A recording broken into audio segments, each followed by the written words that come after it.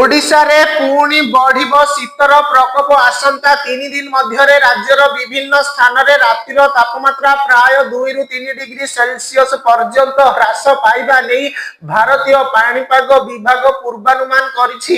तेबे आसंता 7 दिन पई कौनसी जिला को शीतलहरी सतर्क सूचना जारी करा जाई नाही।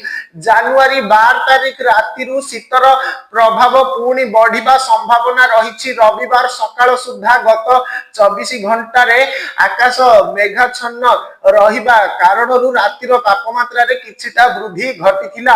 भुवनेश्वर रे सर्वनिम्न तापमात्रा 15.7 डिग्री एवं कटक रे 14.4 डिग्री रेकर्ड करा जाइछि। तेबे जनवरी 10 तारिख सकाळे भुवनेश्वर तापमात्रा 9.2 डिग्री को खसी आसीथिला, जहा गत 22 वर्ष मध्य रे सहर सबुठारु ठंडा राति थिला। सेही परी कटक रे जनवरी 9 रे 8.6 डिग्री तापमात्रा रहिथिला, जहा गत 40 वर्षर रेकर्ड भांगिथिला। रविवार सकाळ सुधा दारिंगीबाड़ी रे सर्वनिम्न तापमात्रा 6.5 डिग्री सेल्सियस थिबा बेले फुलबाणी रे 7 डिग्री सेल्सियस एवं राउरकेला रे 8 डिग्री सेल्सियस रेकर्ड करा जाइछि। आगामी सप्ताह पई कौनसी सतर्क सूचना जारी करा जाई नथिले हे शीतर प्रकोप जारी रहिबो बोली पाणीपाग विभाग पूर्वानुमान करिछि।